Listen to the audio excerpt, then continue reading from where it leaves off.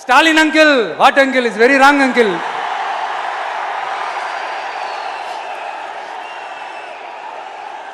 இப்படி தமிழ்நாட்டில் இப்ப நடக்கிற இந்த ஆட்சியினுடைய லட்சணத்தை பார்த்துக்கிட்டு நாம எப்படி சும்மா இருக்க முடியும்? ஒரு தவறு செய்தால், அதை தெரிந்து செய்தால், அவர் கபட நாடக மு.க. ஸ்டாலின் அங்கிளாகவே இருந்தாலும், அங்கிள் அங்கிள் உங்களுக்கு மனசாட்சின்னு ஒன்று இருந்துச்சுன்னா நாங்க கேட்கிற கேள்விகளுக்கு மட்டும் கொஞ்சம் பதில் சொல்லுங்க அங்கிள். நீங்க நடத்துற இந்த ஆட்சியில நேர்மை இருக்கா? நியாயம் இருக்கா? ஊழல் இல்லாம இருக்கா? சட்டம் ஒழுங்கு சரியா இருக்கா? பெண்களுக்கு பாதுகாப்பு இருக்கா? பொதுமக்களுக்கு பாதுகாப்பு இருக்கா? இயற்கை வளங்களுக்கு பாதுகாப்பு இருக்கா? சொல்லுங்க மை டியர் அங்கிள், சொல்லுங்க. டாஸ்மாக்ல மட்டுமே இது வரைக்கும் 1000 கோடிக்கு மேல ஊழல்னு சொல்றாங்க. அதுல மட்டுமா தப்பு நடக்குது? வேற எதுல தான் நடக்கல? உலகத்திலே மிஸ்டர் கிளீன் ரெக்கார்ட்ஸ் எல்லாம் உங்களுக்கும் உங்க கூட இருக்கிறவங்களுக்கும் மட்டும்தான் அங்கிள் கொடுக்கணும். இதை பார்த்து வாயே இல்லாத ஊரு கூட வயிறு வலிக்கு சிரிக்குது. பெண்களுக்கு 1000 ரூபாய் கொடுத்துட்டீங்கன்னா போதுமா அங்கிள்? அப்படியே அது மூடி மறைச்சிடலான்னு பாக்குறீங்களா? படிக்கிற இடத்துல, வேலைக்கு போற இடத்துல, வெளியில போற இடத்துலன்னு அவங்களுக்கு பாதுகாப்பே இல்லைன்னு ஒட்டுமொத்த பெண்களும் கதறாங்க. அந்த கதறல் சத்தம் ஏதாவது உங்க காதுல கேக்குதா அங்கிள்? இதுல வேற உங்க அப்பான்னு கூப்பிடுறாங்கன்னு வேற சொல்றீங்க. What is this uncle? Is very very wrong uncle, is very very wrong. பெண்களுக்கு மட்டுமா பொய் வாக்குறுதி கொடுத்து ஏமாத்துறீங்க? அரசு ஊழியர்கள், ஆசிரியர்களை ஏமாத்துறீங்க, விவசாயிகளை ஏமாத்துறீங்க, பரந்தூர்ல பாதிப்பே வராதுன்னு சொல்லி ஏமாத்துறீங்க, மீனவர்களை ஏமாத்துறீங்க, போதைப் பொருள் கலாச்சாரத்தை ஒழிக்காம ஏமாத்துறீங்க. ஐயோ ஐயோ ஐயோ, very very first uncle, very very first. Madurai கிழக்கு வேட்பாளர் விஜய். இன்னும் முடிக்கல, ஒரு நிமிஷம், இன்னும் முடிக்கல. மதுரை மேற்கு வேட்பாளர் விஜய்.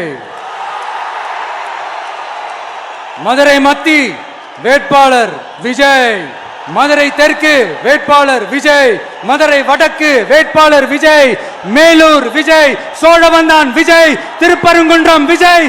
திருமங்கலம் விஜய். உசிலம்பட்டி விஜய்.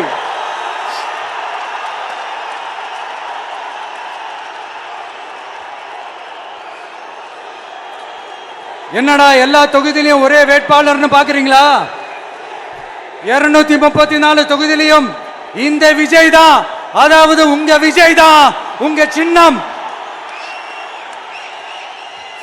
இன்னும் சிம்பிளா சொல்லணும்னா, உங்க வீட்டில் இருக்கிற ஒருத்தர் தான் வேட்பாளரா நிக்க போறாங்க. அந்த வேட்பாளரும் நானும் வேறு வேறு இல்லை. நீங்க அவருக்கு ஓட்டு போட்டீங்கன்னா எனக்கு ஓட்டு போட்ட மாதிரி, இந்த முகத்துக்காக நீங்க ஓட்டு போட்டீங்கன்னா உங்க வீட்டில் இருக்கிற உங்களுடைய வேட்பாளர் ஜெயிச்ச மாதிரி. என்னடா இவர் ஏதோ ஓவரா சொல்றாருன்னு நினைக்க வேணாம். பிராக்டிக்கலா அப்படிதான் இருக்கும், அப்படிதான் இருக்கணும். நீங்களும் அப்படிதான் நினைப்பீங்கன்னு நான் நம்புறேன். ஏன்னா இது நம்மளை விட நம்ம எதிரிங்களுக்கு இன்னும் நல்லாவே தெரியும். அதனால எல்லா இந்த அதிகார பலம் எல்லாத்தையும் தூக்கிட்டு வந்துருவாங்க. வரட்டும், பாத்துக்கலாம். TVK will take it, TVK will meet it, TVK will compete with it and TVK will conquer it, TVK will conquer it.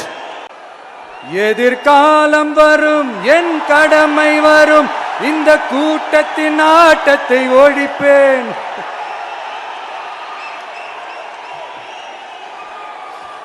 மக்கள் அரசியல் என்ற அந்த சவுக்க கையில் எடுக்கலாமா?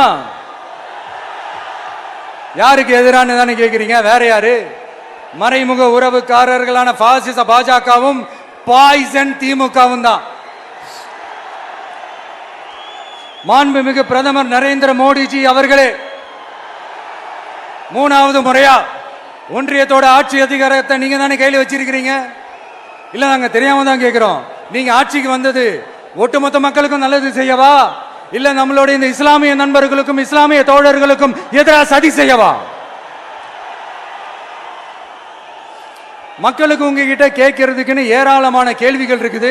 அதனால அவங்க சார்பா, அவங்கள ஒருத்தனா, அவங்களோட ஒரு உண்மையான ஒரு பிரதிநிதியா உங்ககிட்ட சில கேள்விகள் கேட்கணும். மிஸ்டர் பிரைம் மினிஸ்டர் அவர்களே,